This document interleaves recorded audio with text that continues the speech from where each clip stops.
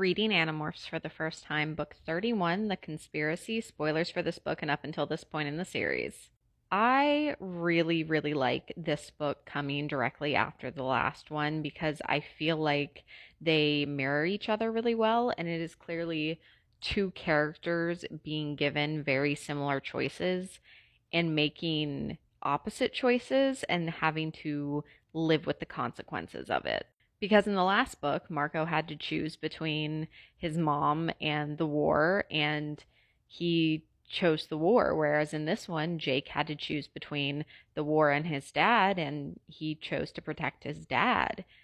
And I really like how both of those choices were analyzed within the story, and how in both cases their friends kind of came and saved them from making the decision at the end of the day. And in a way, it was really Jake and Marco saving each other from their own decisions, because in the last one, Jake was the one that stopped Marco from pushing his mom, and in this one, it was Marco's plan that stopped Jake from hurting his brother and the yerk in his brother's head and revealing everything. And I feel like they really showed how neither choice is without consequences, without pain, without suffering, and that the problem is that they're being asked to make these choices in the first place rather than there being an obvious right and wrong. Because either way, you can 100% see where each of them is coming from and why they're doing what they're doing. And I also actually really liked Jake's characterization and what he had to struggle with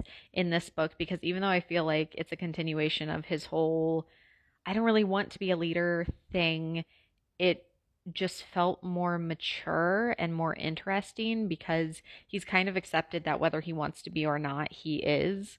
But in this book, he really found the limitation of that. And he's no longer just like, oh, yeah, perfect, obvious leader, but he doesn't want to be. And so he's struggling with that. Like in this case, he really was making the wrong decisions. And it was good for his friends to make those decisions for him in this case. So overall, I really liked this book. I definitely think this is one of my favorite Jake books, if not my favorite Jake book. I don't know, the one where the yerk infests his head will be really hard to beat when it comes to Jake books, but I did really, really like this one.